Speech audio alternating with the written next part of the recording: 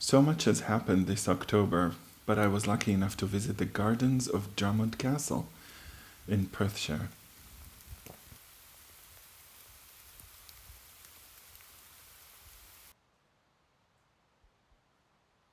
Scotland has a reputation of being a very grey and dreary place, and although there is a lot of grey weather, the land itself is breathtakingly colourful. These gardens near the castle were dizzying with vivid colours and kept meticulously.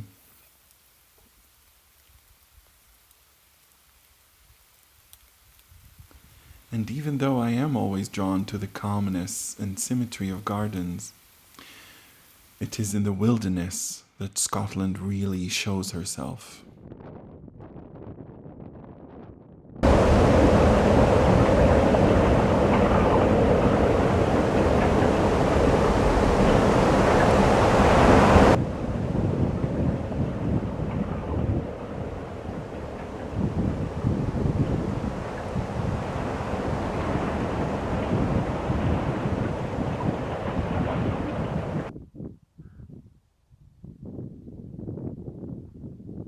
From the vistas of browns and oranges of the hills,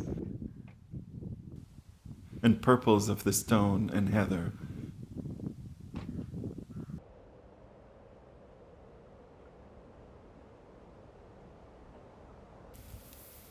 down to the tiny things like moss and lichen and fungi that seem somehow more luminous in the low light.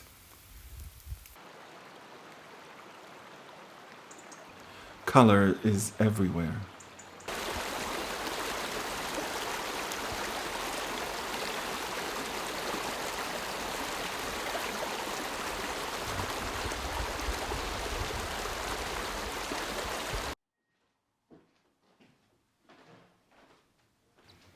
I've been making a color study of my main character with colored pencils, my favorite medium.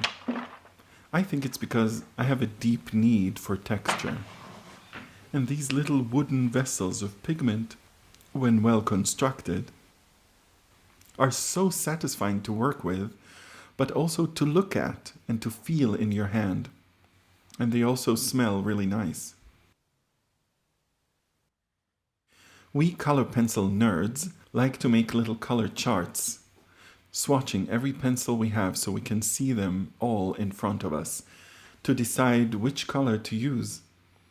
I made one such chart on a paper that didn't have enough room for all the colors in the set that I have, so I made an additional smaller chart for the remaining colors, and by accident, or maybe by luck, this small collection of browns and grays and blues joined together into a color palette that fit the mood I wanted to create in my book perfectly.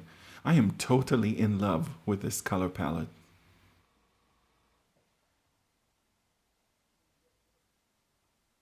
In the book, the story is set on a Scottish island, mostly in foggy, rainy weather.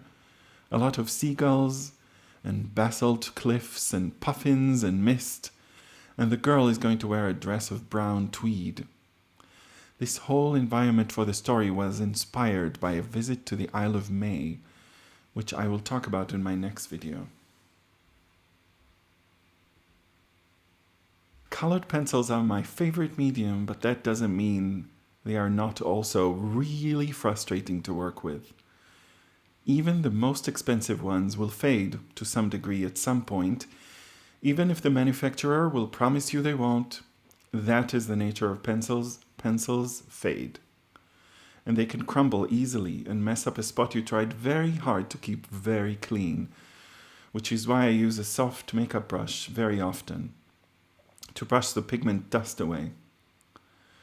They are also a very time-consuming medium, and it takes a long time to build up a good level of contrast and depth of color, which can be helped greatly by using mineral spirits or mineral oil or baby oil. After I build up enough pigment in thin layers, I use the oil to sort of smear the pigment into the paper, which brings out stronger and more even saturation. Then I continue to build more layers over it.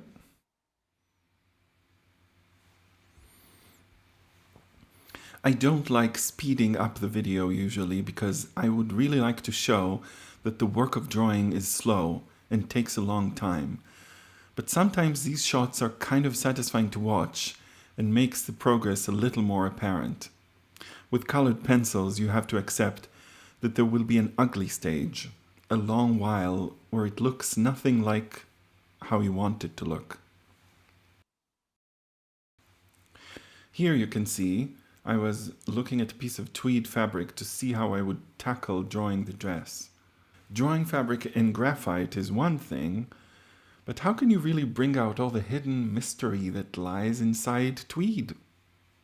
Look closely, and all you see is a technicolor labyrinth, and each color you choose seems somehow like the wrong one.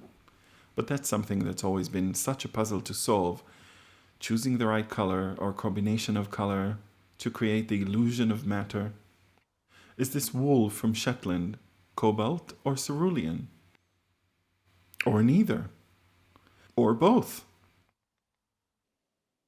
These lovely ripe pears that are covered in velvety plumage like the Scottish hills, do they have more of an ochre green or a more moss green, or neither, or both?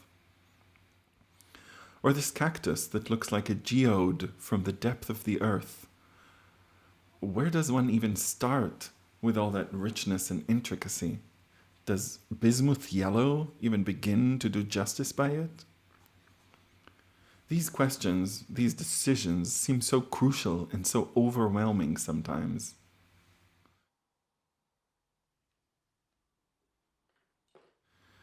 There is a wonderful passage in a book by Virginia Woolf called To the Lighthouse, where the character of a painter called Lily Briscoe is struggling to depict on her canvas what she sees in front of her, a flowering vine on a wall. I'm going to read this bit slightly edited. She writes, "The jackmanna was bright violet, the wall staring white. She would not have considered it honest to tamper with the bright violet and the staring white, since she saw them like that. Fashionable though it was, to see everything pale, elegant, semi-transparent. Then, beneath the color, there was the shape. She could see it all so clearly, so commandingly, when she looked. It was when she took her brush in hand that the whole thing changed. It was in that moment's flight between the picture and her canvas that the demons sat on her who often brought her to the verge of tears and made this passage from conception to work as dreadful as any down a dark passage for a child. Such she often felt herself, struggling against terrific odds to maintain her courage, to say, 'But this is what I see, this is what I see,' and so to clasp some miserable remnant of her vision to her breast, which 1,000 forces did their best to pluck from her. And it was then, too, in that chill and windy way, as she began to paint, that there forced themselves upon her other things, her own inadequacy, her insignificance." I love this bit of the book so much. It resonated so much with me. Maybe an artist just has to accept that they will never be able to do justice by nature.